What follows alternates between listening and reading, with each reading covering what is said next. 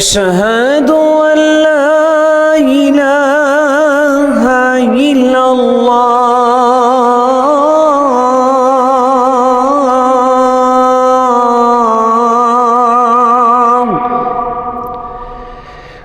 أشهد أن محمد رسول الله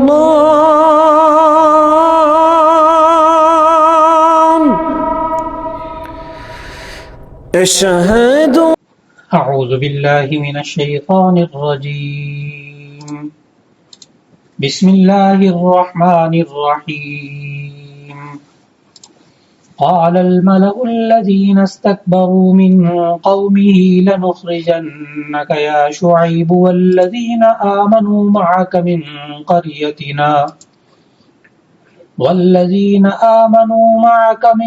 قريتنا أو لتعودن في ملتنا قال أولو كنا كارهين صدق الله العظيم.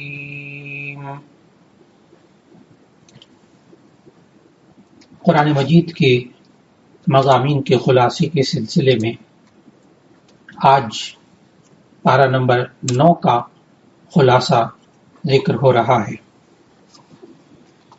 8ویں پارے کے آخر میں حضرت شعیب علیہ السلام کا قصہ اللہ تعالیٰ نے ذکر کرنا شروع فرمایا تھا اور بتایا تھا کہ یہ شعیب علیہ السلام کی قوم ناپتول میں کمی کرتی تھی، زمین میں فساد پھیلاتی تھی اور راستے میں بیٹھ جاتے تھے اور لوگوں کو گمراہ کرتے تھے. شعیب علیہ السلام کے قوم کی باقی باتیں آج 9ویں پارے کے آغاز میں بیان ہو رہی ہیں. حضرت شعیب علیہ السلام نے اپنی قوم کی برائیوں اور فتنہ و فساد پر جب روک ٹوک شروع کی تو ان کے سرداروں نے دھمکی دی اور یوں کہا، اے شعیب، ہم تمہیں اور جو لوگ تمہارے ساتھ ایمان لائے ہیں ان کو اپنی بستی سے نکال دیں گے، اور یا دوسری صورت یہ ہے کہ تم بھی ہمارے دین میں شامل ہو جاؤ. حضرت شعیب علیہ السلام نے جواب دیا کہ ایسا نہیں ہو سکتا، باقی تم نے جو کچھ کرنا ہے کر لو، ہم اللہ پر توکل اور بھروسہ رکھتے ہیں اور وہی فتح دینے والا ہے. ان مختلف انبیاء کرام کے قصے بیان کرنے کے بعد اللہ تعالیٰ نے تمام جتنے بھی قوموں نے انبیاء علیہ السلام کو جھٹلایا ان کے بارے میں اپنا دستور یہ بتایا. ان آیات میں اللہ تعالیٰ نے ہمیں سمجھایا کہ ہم انہیں ہر طرح سے سمجھانے کی کوشش کرتے ہیں، کبھی کبھی تنگی اور تکلیف میں بھی مبتلا کر لیتے ہیں کہ شاید وہ اللہ کی طرف رجوع کر لیں، لیکن جب یہ قومیں نرمی یا سختی کسی بھی طریقے سے نہیں سمجھتے تو ہم انہیں اچانک اپنے عذاب میں گرفت میں لے لیتے ہیں اور انہیں پتہ بھی نہیں چلتا. پھر ان آیات میں ان قصوں کے آخر میں نبی صلی اللہ علیہ وسلم کو تسلی دی گئی کہ یہ بستیاں جن کے کچھ احوال ہم آپ کو سناتے ہیں ان کے پاس ان کے رسول واضح نشانیاں لے کر آئے، پھر ایسا نہ ہوا کہ اس بات پر ایمان لے آتے جسے وہ پہلے جھٹلا چکے تھے. اس طرح اللہ تعالیٰ کافروں کے دلوں پر مہر لگا دیتا ہے. پھر اس کے بعد 9ویں پارے میں اللہ تعالیٰ نے موسیٰ علیہ السلام کے قصے کو تفصیل سے ذکر فرمایا. موسیٰ علیہ السلام کو جو معجزات دیے گئے ان کا بھی ذکر کیا، اور یہ بھی ذکر کیا کہ فرعون اور اس کی قوم یعنی قبطیوں نے بنی اسرائیل کو غلام بنا رکھا تھا اور ان پر ظلم کے نئے نئے طریقے آزماتے تھے. بنی اسرائیل اس زمانے میں مصر آئے تھے جب ان کے شہر اور گاؤں شدید قحط کی لپیٹ میں آ گئے تھے، یہاں تک کہ ان کا شمار مصر کی بڑی اقوام میں ہونے لگا تھا. پھر مختلف فرعونوں نے اپنے اپنے دور میں انہیں ظلم و ستم کا نشانہ بنانا شروع کیا. حضرت موسیٰ علیہ السلام بنی اسرائیل کو بدترین غلامی سے رہائی دلا کر ان کے اپنے وطن یعنی ارض مقدس میں لے جانا چاہتے تھے. اسی لیے حضرت موسیٰ علیہ السلام نے فرعون سے مطالبہ کیا تھا کہ بنی اسرائیل کو میرے ساتھ بھیج دو. جب حضرت موسیٰ علیہ السلام نے فرعون کے سامنے یہ دعویٰ کیا کہ میں رب العالمین کی طرف سے رسول بن کر آیا ہوں، تو فرعون نے مذاق کے طور پر کہا کہ اچھا، اگر واقعی تم اپنے دعوے میں سچے ہو تو کوئی معجزہ دکھاؤ۔ ان آیات میں اللہ تعالیٰ نے بتایا کہ موسیٰ علیہ السلام نے اللہ تعالیٰ کے حکم سے 2 معجزات ان کے سامنے رکھے۔ فرعون اور آل فرعون نے دیکھا کہ موسیٰ علیہ السلام نے اپنی لاٹھی زمین پر ڈال دی، جو دیکھتے دیکھتے ایک خوفناک اژدہے کی صورت اختیار کر گئی۔ پھر اس کے بعد کی آیات میں موجود ہے کہ حضرت موسیٰ علیہ السلام نے اپنا ہاتھ باہر نکالا تو اس سے ایسا نور نکلا جس سے ارض و سما کے درمیان روشنی ہو گئی، جسے ید بیضاء کا معجزہ کہتے ہیں۔ یہ 2 معجزے سامنے آنے کے بعد فرعون کو یہ خطرہ لاحق ہو گیا تھا کہ کہیں لوگ حضرت موسیٰ علیہ السلام پر ایمان نہ لائیں، اس لیے آیات میں بتایا گیا کہ اس نے اپنے مشیران خاص سے کہا کہ یہ موسیٰ تو ایک جادوگر ہے جو تمہارے اس ملک پر قبضہ جمانا چاہتا ہے، لہذا تم مجھے مشورہ دو کہ کیا کرنا چاہیے۔ اللہ تعالیٰ نے آیات میں بتایا کہ ان لوگوں نے کہا کہ ہمارے ملک میں بڑے بڑے ماہر جادوگر ہیں، ان سب کو جمع کر لیا جائے تاکہ وہ ایک مجمع عام کے سامنے موسیٰ علیہ السلام کو شکست دے دیں۔ چنانچہ یہی کیا گیا۔ آیات میں بتایا اللہ تعالیٰ نے کہ ایک مخصوص میدان اور معین دن میں مصر کے ہزاروں لوگ جمع ہو گئے۔ ان جادوگروں کے جواب میں حضرت موسیٰ علیہ السلام نے اپنا معجزہ دکھایا تو سارے جتنے بھی جادوگر تھے بے اختیار سجدے میں گر گئے۔ اور ان آیات میں اللہ تعالیٰ نے اس واقعے کی تفصیلات بتاتے ہوئے بتایا کہ جادوگروں نے موسیٰ علیہ السلام کے سامنے اپنی رسیوں کو ڈال دیا، وہ رسیاں سانپ بن گئے، اور پھر اس کے بعد جب حضرت موسیٰ علیہ السلام نے اپنی لاٹھی ڈالی وہ سانپ بن گئی، اور اس اژدہے نے باقی تمام رسیوں کے جو سانپ بنے ہوئے تھے ان کو نگل لیا، تو سارے کے سارے جتنے جادوگر تھے وہ سجدے میں گر گئے۔ جب وہ سجدے میں گر گئے، یہاں ذہن میں رکھنا چاہیے کہ اللہ تعالیٰ نے بتایا کہ ان سب جادوگروں نے ایمان قبول کیا۔ ان کے ایمان قبول کرنے پر فرعون کو بہت غصہ آیا، اس نے دھمکیاں دی، اور ان دھمکیوں کا ذکر بھی اللہ نے ان آیات میں کیا کہ اس نے کہا کہ میں تمہیں ان کھجور کے درختوں میں پھانسی دے دوں گا، اور پھر تمہیں معلوم ہوگا کہ کون زیادہ عذاب دینے والا ہے۔ لیکن اس کے باوجود فرعون کے تمام جادوگر انہوں نے اتنا پختہ ایمان قبول کیا تھا کہ وہ فرعون کی دھمکیوں کے سامنے بالکل مرعوب نہیں ہوئے۔ پھر اگلی آیات میں فرعون اور اس کی قوم کی جانب سے حضرت موسیٰ علیہ السلام کی دعوت کے جواب میں مسلسل تکبر، سرکشی اور جب ظلم و ستم اور اس کا سلسلہ جاری رہا، تو اللہ تعالیٰ نے بھی پھر اس بنی اسرائیل فرعون آل فرعون کو یکے بعد دیگرے مختلف عذابوں اور آزمائشوں میں مبتلا کیا۔ آیات میں اللہ تعالیٰ نے بتایا کہ پہلا عذاب تو یہ تھا کہ اللہ نے ایسا طوفان بھیجا جس سے ان کی کھیتیاں تباہ ہو گئیں۔ فرعون اور اس کی قوم پر اللہ کے مسلسل عذابوں میں سے دوسرا عذاب یہ آیا کہ اللہ تعالیٰ نے ٹڈیوں کے دل بھیجے جو درختوں کے پتے تک کھا گئے۔ تیسرا عذاب فرعون اور اس کی قوم پر اللہ نے یہ نازل کیا کہ اس قدر چچڑیاں پیدا ہو گئی کہ انہوں نے جمع شدہ غلے کو ناقابل استعمال کر دیا۔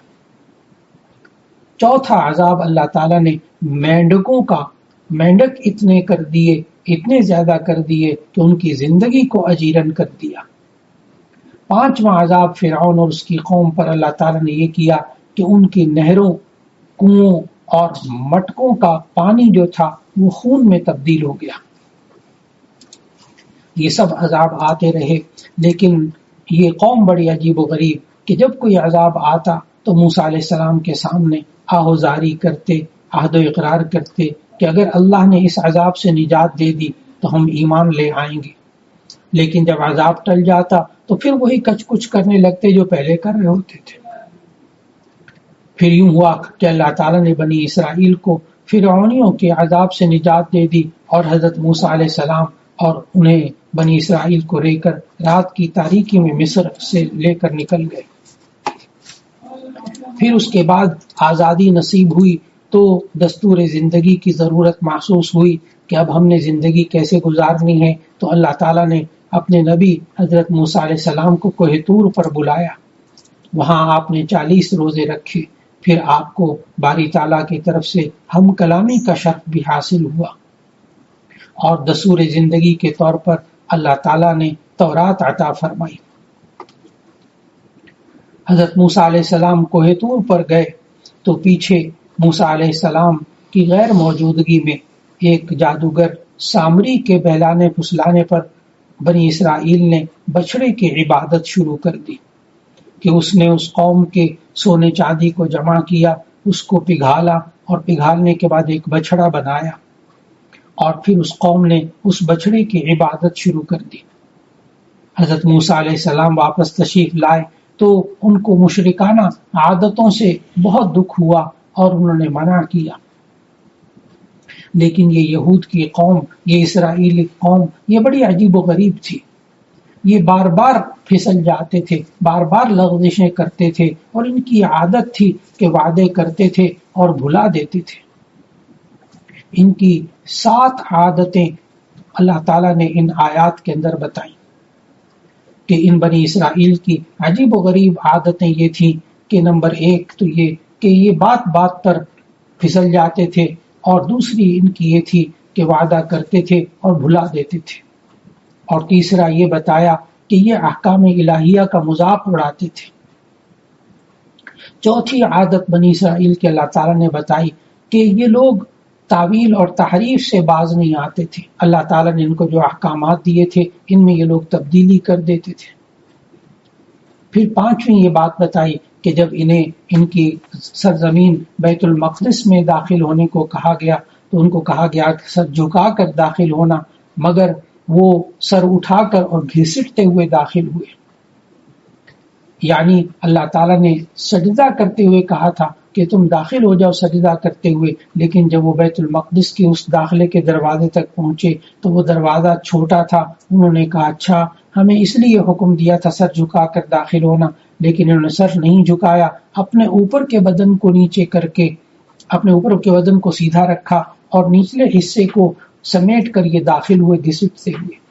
اور چھٹی بات یہ کہ اسی طرح انہوں نے ہفتے کے دن نبی صلی اللہ علیہ وسلم کے ذریعے اللہ تعالیٰ نے ہمیں یہ حالات بتائے کہ ان آیات میں بتایا گیا کہ ہفتے کے دن اللہ کی عبادت کے سوا کچھ نہ کرو، مگر وہ حیلے بہانے سے مچھلی کا شکار کرتے تھے. 7ویں بات اللہ تعالیٰ نے ان آیات میں یہ بتائی کہ اللہ تعالیٰ نے ان کے سروں پر کوہ طور اٹھا کر تورات پر عمل کا وعدہ لیا تھا، مگر وہ پھر اپنے وعدے کو نبھانے میں ناکام رہے اور وعدہ خلافی کرتے رہے. یہ تمام واقعات سورہ اعراف میں موجود، اور پھر اللہ تعالیٰ نے ہمیں سمجھایا کہ انسانوں کو اپنی زندگی کے اندر رہتے ہوئے کبھی بھی بنی اسرائیل کی طرح عادتیں اپنی اندر نہیں لانی چاہیے، کہ ان کی بری عادتوں کی وجہ سے ہی یہ سارے کے سارے مسائل ان کی زندگی میں آتے رہے. پھر اس کے بعد کی آیات میں اللہ تعالیٰ نے بتایا کہ یہ کفار جو ہیں یہ چوپایوں اور جانوروں کی طرح ہیں، کیونکہ یہ لوگ اپنے دل و دماغ، آنکھوں اور کانوں سے فائدہ نہیں اٹھاتے، جس کا نتیجہ نکلتا ہے کہ وہ ایمان سے محروم رہتے ہیں. اور یہ بتایا کہ یہ جو کفار ہیں یہ عقل اور دماغ کو دین کے لیے استعمال نہیں کرتے.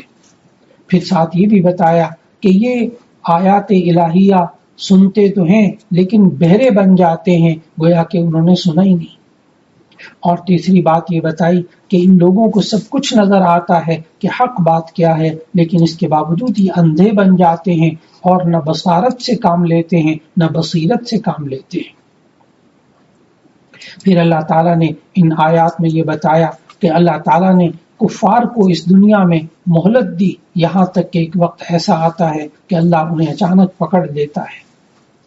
مہلت کے وقفے سے بسا اوقات انسان دھوکا کھا جاتا ہے اور گناہوں پر اور زیادہ جرأت ہونے لگتی ہے کہ ہم حق پر ہیں تبھی تو ہمیں نعمتیں مل رہی ہیں. پھر اگلی آیات میں اللہ تعالیٰ نے بتایا کہ قیامت بہرحال آ کر رہے گی، اور اس کا معین علم کہ کس وقت قیامت نے قائم ہونا ہے یہ کسی کو علم نہیں ہے. پھر اللہ تعالیٰ نے نبی صلی اللہ علیہ وسلم کو اس کے بعد والی آیات میں اخلاق کریمانہ اختیار کرنے کا حکم دیا کہ آپ معاف کر دیں اور نیک کام کا حکم کرتے رہیں، اور یہ جاہل لوگ جو ہیں ان سے کنارہ کشی اختیار کریں۔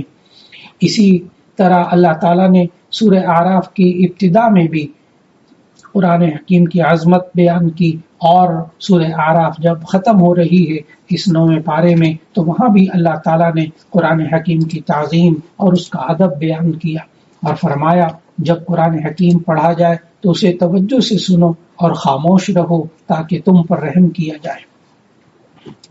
سورہ اعراف کے اختتام کے بعد سورہ انفال شروع ہوتی ہے۔ سورہ انفال یہ ترتیب توقیفی کے اعتبار سے 8ویں سورت ہے، یعنی قرآن مجید کی ترتیب سے، اور نازل ہونے کے اعتبار سے یہ سورت نمبر 88 ہے۔ یہ مدنی سورت ہے اور اس کی آیات کل 75 ہیں اور 10 رکوع ہیں۔ اس کا نام سورہ انفال اس لیے رکھا گیا کہ پہلی ہی آیت میں یہ نام آ رہا ہے یسألونک عن الانفال، یہ لوگ آپ سے انفال کے بارے میں، مال غنیمت کے بارے میں پوچھتے ہیں۔ اصل میں انفال نفل کی جمع ہے، نفل مال غنیمت کو کہتے ہیں۔ اس میں مال غنیمت کے احکام کا ذکر کیا گیا، اس لیے اس کو سورہ انفال کہتے ہیں۔ سورہ انفال کے اندر خاص طور پر جہاد فی سبیل اللہ کا موضوع بہت واضح طور پر موجود ہے۔ یہ سورہ انفال غزوہ بدر کے بعد نازل ہوئی۔ یہ غزوہ بدر اس تاریخ اسلام میں ہونے والے غزوات کی بنیاد اور یہ ابتدائی غزوہ تھا۔ اس غزوے میں اللہ کی نصرت کا دیکھتی آنکھوں سے مشاہدہ کیا گیا، اور ایک چھوٹے سے لشکر نے اپنے سے کئی گنا بڑے لشکر کو ذلت سے دوچار کیا۔ سورہ انفال کی ابتدا میں مال غنیمت کا حکم بیان کیا گیا کہ اس کی تقسیم کے بارے میں مسلمانوں میں باہم اختلاف ہو گیا تھا۔ پھر اللہ تعالیٰ نے ان آیات میں بتایا کہ مؤمنین کی صفات کیا ہوتی ہیں۔ مؤمنین کی 5 صفات اس میں بیان کی گئی۔ نمبر 1، ان کے اندر اللہ کی خشیت ہوتی ہے، یہ لوگ اللہ سے ڈرتے ہیں۔ نمبر 2، تلاوت قرآن یہ لوگ کرتے ہیں جس سے ایمان میں اضافہ ہوتا ہے۔ تیسری مومن کی صفت یہ بتائی کہ یہ رحمان پر توکل کرتے ہیں، یعنی اللہ پر بھروسہ کرتے ہیں۔ چوتھی خصوصیت ایمان والوں کی یہ بتائی کہ یہ نمازوں کی حفاظت کرتے ہیں، نماز پابندی سے پڑھتے ہیں، اس کے آداب کے مطابق اسے ادا کرتے ہیں۔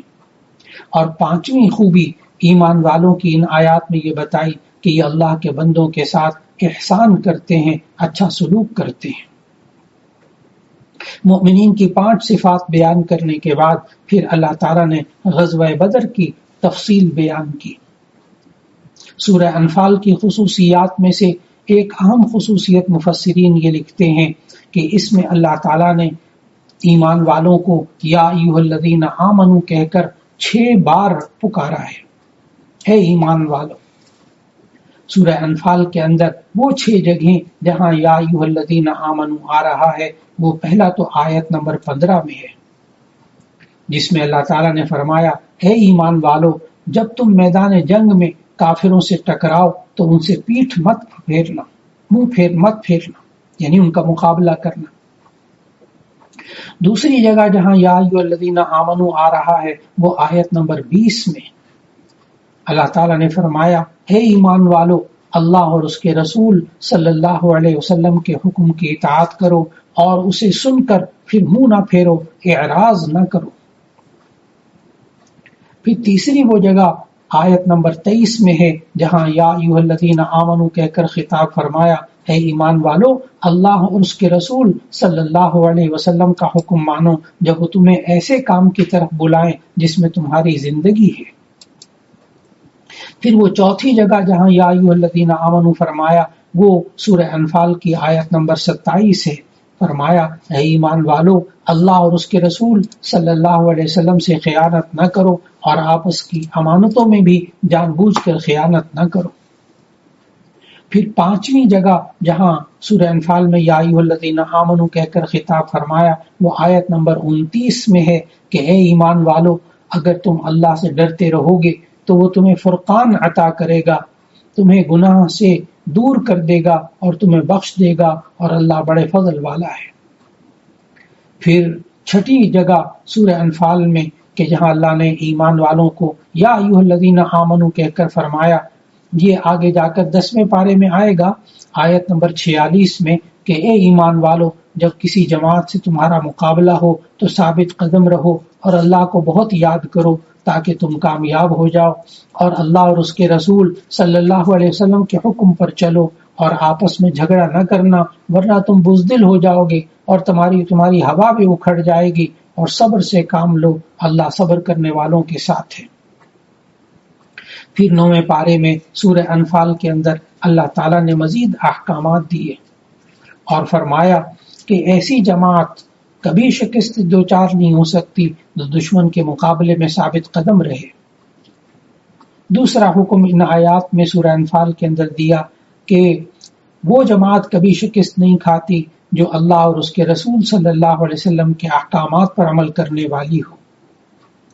اور تیسری بات یہ بتائی کہ وہ کبھی مسلمان شکست نہیں کھاتے، وہ قوم سب سے مضبوط اور طاقتور قوم بن جاتی ہے جو کہ اپنے نبی کی دعوت پر لبیک کہنے والی ہو، جس میں دلوں کی زندگی اور عزت و سعادت کا راز پوشیدہ ہو۔